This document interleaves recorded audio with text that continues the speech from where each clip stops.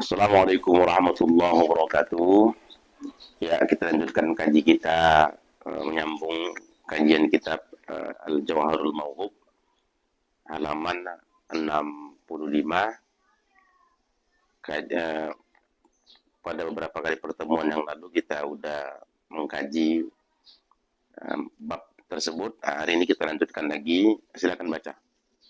Bismillahirrahmanirrahim. Maka dhamir fiha itu kembali kepada malam Lailatul Qadar pada jauhar malam majhur jumhur Al-Mufassirin. dan kata setengah mereka itu dikembalikan dhamir itu kepada malam nisfu Sya'ban, maka ditakdirkan segala perkara itu Dan disabitkan di dalam suratan dan diberikan ia kepada empunya daripada malaikat pada malam nisfu Sya'ban, dan setengah daripada alamat malam Lailatul Qadar bahwa adalah malam itu tiada panas dan tiada sejuk dan naik matahari pagi-paginya putih, tiada banyak cahayanya karena banyak malaikat naik turun pada malam itu berpuak-puak seperti firman Allah Ta'ala, tanazzalul malaikatu warruhu fiha, yakni turun malaikat dan ruh padanya, yakni pada malam Lailatul Qadar, yakni pada malam Lailatul Qadar. Dah, semua dulu ya. Ya, kita kaji ini bentar ya. Dalam pembahasan ayat yang sebelumnya, fiha yufraqu kullu amrin hakim. Kan ada itu kan, beberapa baris di atas itu kan ada ayat kan, fiha yufraqu kullu amrin hakim. Ini surah Ad-Dukhan ayat 4. Ayat ini para ulama berbeda pendapat dalam memahami kata fiha. Kata fiha itu, kalau diartikan kan fiha padanya, yufroku diberikan, dicerai-ceraikan. Kalau ditulis di sini artinya dicerai-ceraikan, diberikan. Kullu segala sesuatu perkara. Jadi itu kan artinya itu. Jadi fiha itu ada yang memahami domir piha yang pada ayat tersebut kata dia itu kembali kepada malam Lailatul Qadar. Piha pada malam Lailatul Qadar. Ada yang mengatakan begitu, pada malam Lailatul Qadar diberikanlah segala sesuatu perkara. Jadi yang memahami domir piha yang pada ayat itu maksudnya adalah Lailatul Qadar itu paham dari jumhur, pendapat para ulama tafsir, jumhur mufassirin. Jumhur itu kan kebanyakan ulama tafsir. Ada yang memahami seperti itu pada Lailatul Qadar. Kemudian ada lagi pemahaman yang lain lagi. Kata setengah mereka itu, sebagian ulama yang lain mengatakan bahwa dhamir piha itu katanya itu kembali kepada malam nisfu Sya'ban. Jadi bukan Lailatul Qadar. Piha pada malam nisfu Sya'ban diberikanlah segala sesuatu perkara, kan begitu, ditetapkanlah segala sesuatu perkara. Karena kalau kita lihat di sini kan itu fiha yufraqu kullu amrin hakim. Kalau pada ayat Al-Qadar, ayat keberapa itu? Ayat keempat mungkin ya. Tanazzalul malaikatu warruhu fiha biizni rabbihim min kulli amr, kan gitu. Kan sama juga. Tanazzalul, turunlah malaikat dan malaikat Jibril pada malam itu atas izin Allah untuk menyelesaikan segala perkara. Tengok di surah Ad-Dukhan ini ada cerita tentang perkara. Kemudian di surah Lailatul Qadar juga ada cerita tentang perkara. Akhirnya orang bingung. Pada malam kapan sebenarnya takdir itu Allah tetapkan? Malam nisfu Sya'ban kah atau malam Lailatul Qadar. Jadi ada yang memahaminya pada malam nisfu Sya'ban. Kemudian ada juga yang memahaminya pada malam Lailatul Qadar, karena dari dalilnya ada seperti itu. Jadi bagaimana jalan tengahnya biar ayat ini tidak kontradiksi, biar ayat ini tidak tumpang tindih antara satu dengan yang lain. Karena kan kalau dalam ilmu apa, kalau kita belajar usul fikih lah, ada namanya cara mentarji, cara mengunggulkan dalil, itu kan yang dipelajari di usul fikih. Jadi di usul fikih itu kalau ada dua dalil yang kontradiksi, yang ta'arud kata dia, bertentangan, maka cara yang terbaik itu kan pertama al-jam'u, menggabung dua. Sudah digabung dua, baru nggak bisa digabung, baru diambil dalil dengan cara mengunggulkan, tarjih namanya. Jadi nggak boleh kita tarjih dahulu, lalu kita melupakan pengunggulan. Nah, kita tarjih dulu, lalu kita lupakan untuk menggabungkan al-jam'u. Nah, makanya di sini ulama mengambil cara menggabung duluan, bukan mentarjih. Nah, tengok di terakhir tuh, perhatikan. Kata setengah mereka itu dikembalikan domir itu kepada malam Lailatul pada malam nisfu Sya'ban. Jadi pada malam nisfu Sya'ban ditetapkan takdir. Ada yang mengatakan pada malam Lailatul Qadar juga ditetapkan takdir tersebut. Jadi bagaimana ini? Maka dibikinlah jalan tengahnya. Maka ditakdirkan segala perkara itu di malam nisfu Sya'ban, kata dia. Jadi takdir ditetapkan pada malam nisfu Sya'ban, kan begitu. Malam nisfu Sya'ban, maka ditakdirkan segala perkara itu dan disabitkan dia di dalam suratan, artinya ditetapkan dalam suratan, ya, dan diberikan kepada empunya daripada malaikat pada malam nisfu Sya'ban. Jadi begini, ditetapkan takdir seluruh makhluk untuk Allah menetapkan takdir seluruh makhluk yang ada di muka bumi ini pada malam nisfu Sya'ban. Lalu diserahkan takdir tersebut kepada yang berhak menerimanya dengan dibawa oleh malaikat itu pada malam Lailatul Qadar. Dan begitu. Jadi itu yang harus kita ingat baik-baik aja, tidak ada kontradiksi antara dua ayat tersebut. Tidak ada kontradiksi antara satu dengan yang lain, saling mendukung, kan begitu. Jadi pada malam nisfu Sya'ban takdir ditetapkan, pada malam Lailatul Qadar malaikat ditugaskan Allah untuk mengasihkan catatan-catatan takdir yang sudah ditetapkan tersebut kepada yang berhak menerimanya. Makanya di penghujung tadi kan disebutnya empunya. Nah, kan ada kan? Dan diberikan kepada empunya.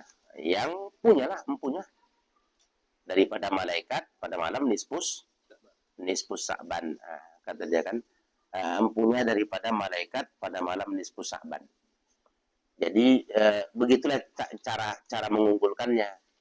Jadi kalau memang di penjelasan ini tadi, penjelasan selembar ini, yang satu baris ini tadi, setelah mereka itu dikembalikan domir itu kepada malam nisfu Sya'ban, maka ditakdirkan segala perkara itu dan disabitkan dia dalam suratan, ditetapkan dalam catatan, dan diberikan catatan tadi itu, takdir tersebut kepada pemiliknya daripada malaikat pada malam nisfu Sya'ban. Jadi dia pengarang kitab ini hanya mencoba untuk mengemukakan perbedaan pendapat dari dua paham tadi. Jadi ada menyebutkan malam nisfu Sya'ban, ada menyebutkan malam Lailatul Qadar. Makanya jalan tengahnya, jalan keluarnya, ya seperti yang saya sebutkan di awal tadi. Itu yang ditulis oleh Sayyid Muhammad Alawi Al-Maliki di dalam kitabnya Maza fi Sya'ban. Nah, itulah jalan keluarnya. Kemudian itu begitu juga pun ditulis oleh ulama yang lain, Syekh Ahmad Al-Hijazi dalam Tuhfatul Ikhwan. Jadi Syekh Ahmad Al-Hijazi mengambil jalan tengahnya seperti itu. Pada malam nisfu Sya'ban ditetapkan takdir, kemudian pada malam Lailatul Qadar, diserahkan ketetapan takdir yang udah ditetapkan malam nisfu Sya'ban tadi, lalu dibikin dalam satu nuskha, dalam satu catatan, itu yang dibawa oleh empat malaikat yang lalu tuh. Malaikat apa? Jibril, Mikail, Israfil, dan Israel. Iya. Ada itu yang lalu yang kita bahas, malaikat Israel, malaikat maut. Malik ya? Malaikat maut. Malaikat maut. Oke, lanjut lagi. Dan setengah. Tadi sudah ya? Tadi sudah. Kemudian ini pula. Dan setengah daripada alamat malam Lailatul Qadar, ini dia menjelaskan tentang tanda-tanda. Tanda-tanda malam Lailatul Qadar itu adalah bahwa malam itu tidak panas, tidak sejuk. Naik matahari pagi-paginya putih, tiada banyak cahaya. Karena banyak malaikat naik turun. Pada malam itu berpuak-puak. Berpuak-puak ini berkelompok-kelompok. Bergelombang-gelombang. Begitu. Jadi sekali lagi ya, saya ingatkannya, tidak ada kita yang tahu malam Qadar itu sesungguhnya, tak ada yang tahu.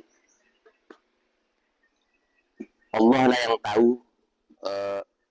malam kapan malam Lailatul Qadar itu. Cuma ada riwayat, ini riwayat yang menunjukkan tanda malam Qadar, kata dia.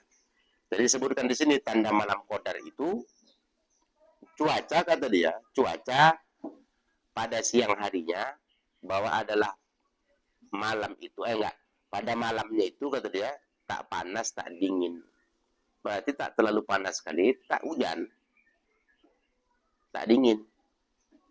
Ya, carilah kalau ada di satu malam tak panas tak dingin, panas sekali tidak, dingin sekali tidak, nah, berarti tanda malam Qadar.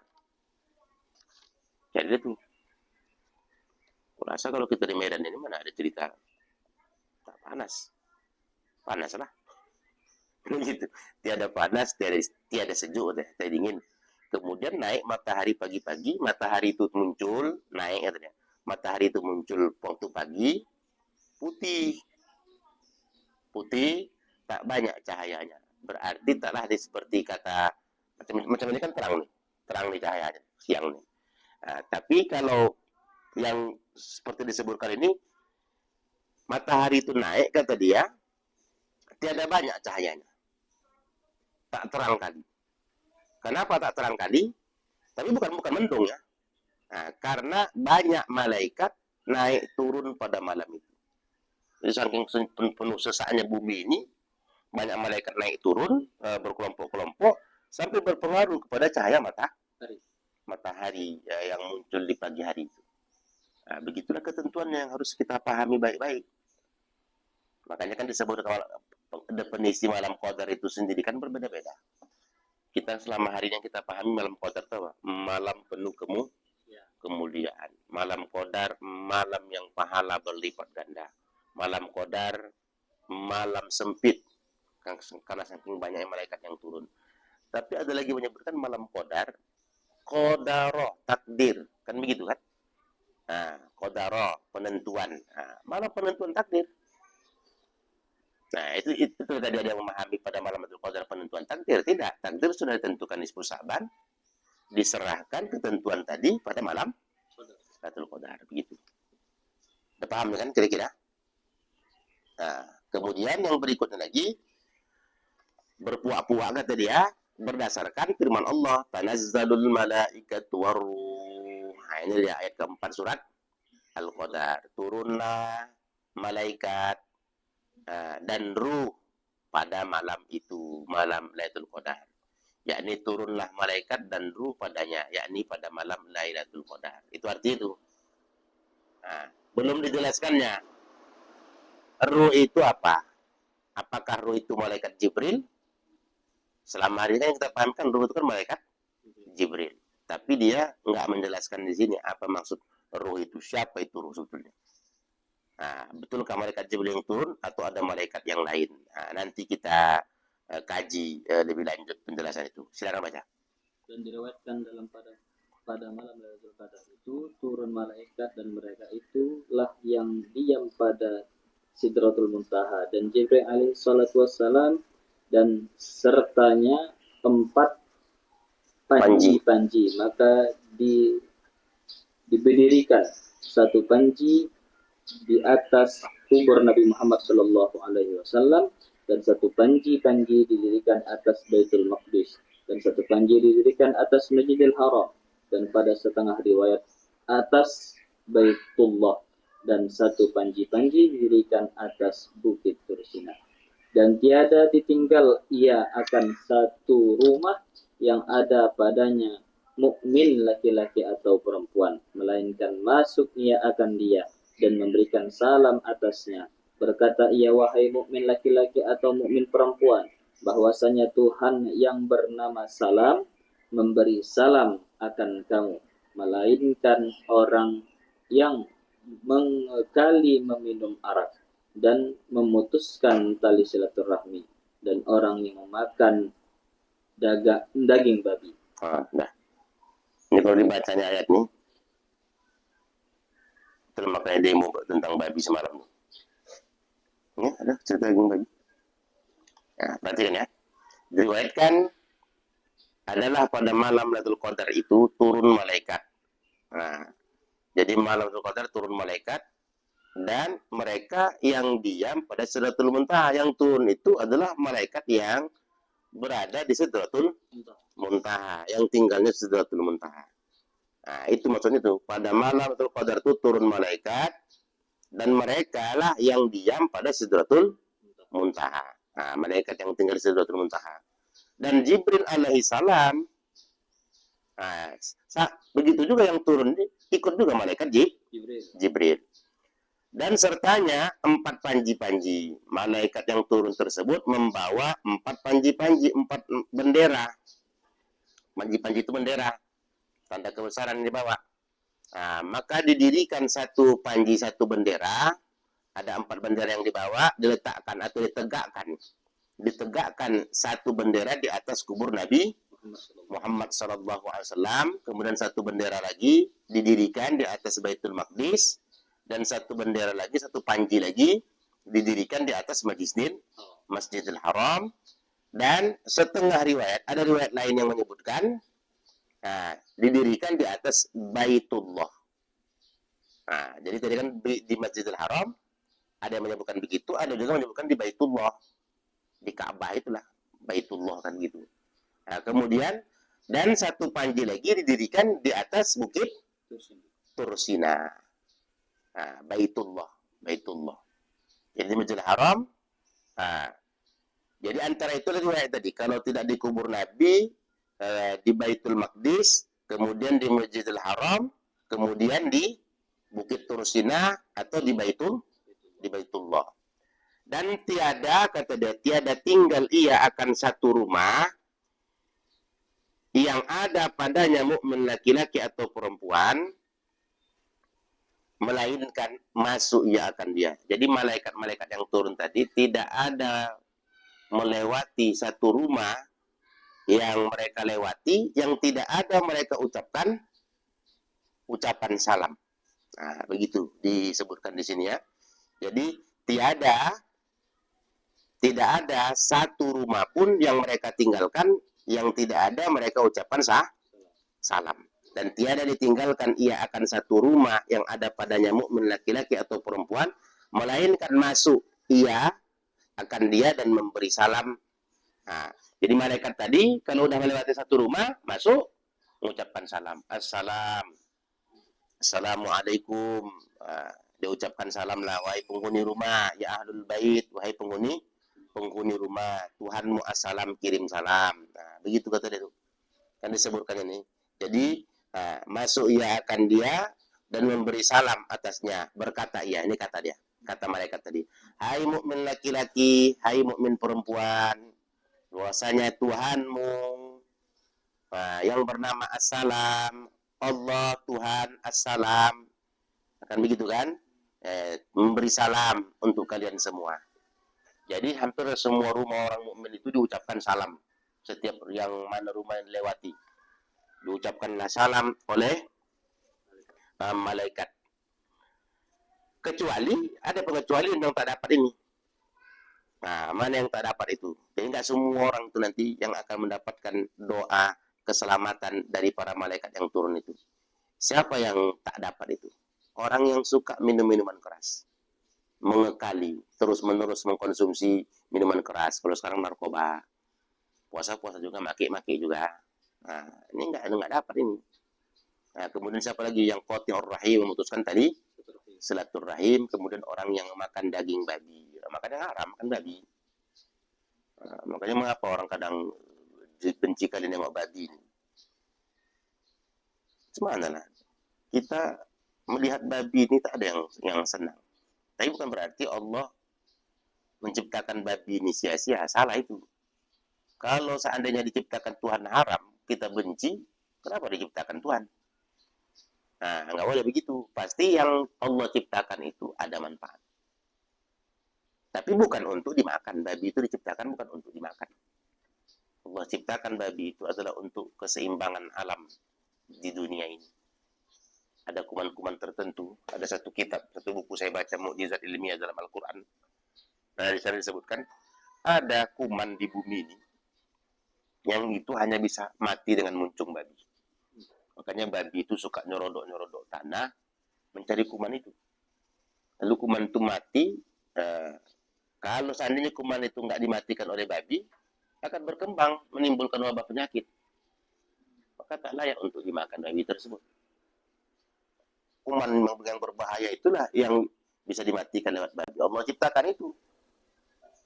Nah, kalau kita makan, apa nggak banyak penyakit? Itu satu. Nah, kemudian yang keduanya lagi harus kita ingat, mengapa Allah ciptakan babi lagi? Ya, dengan adanya Allah ciptakan babi, dari situlah kita tahu untuk menggelar orang yang buruk akhlak yang tak bagus dengan kata babi. Ini begitu. Kalau seumpama nggak ada dulu babi, mungkin kita nggak bisa maki-maki orang.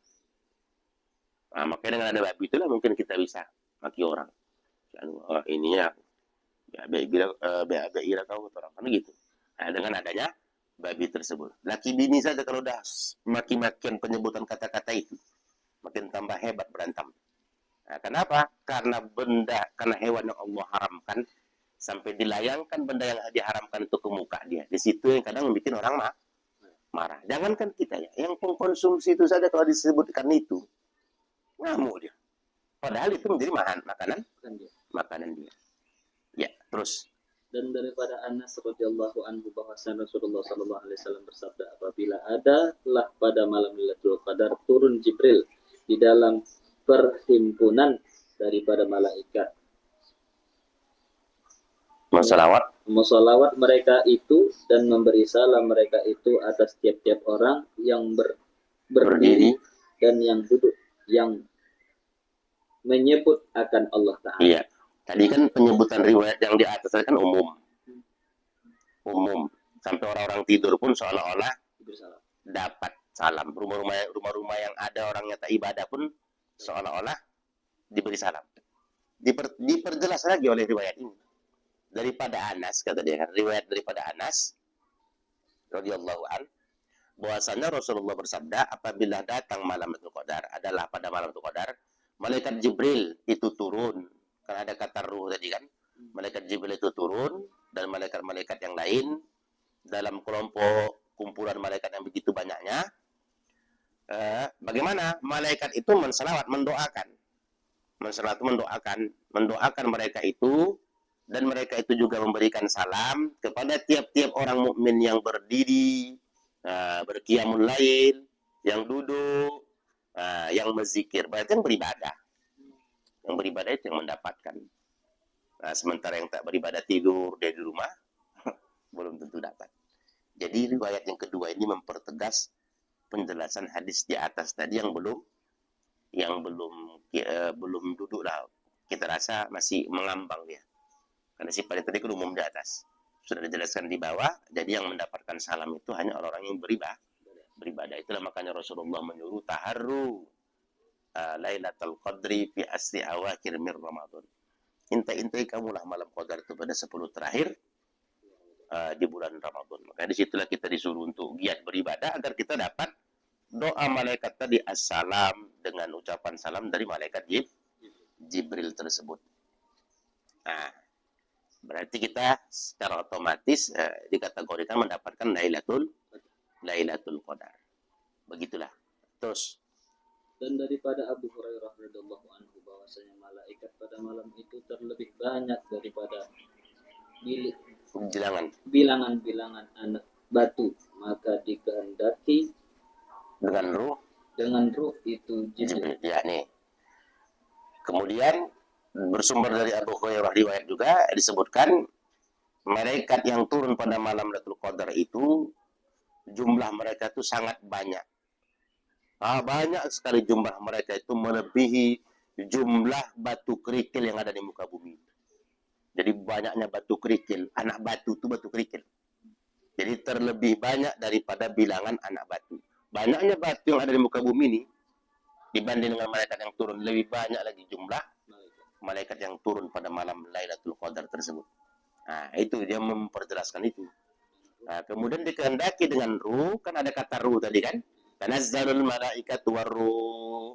Dimaksud dengan kata ruh itu adalah malaikat Jibril. Jadi jelas, ruh itu adalah malaikat Jibril. Nah.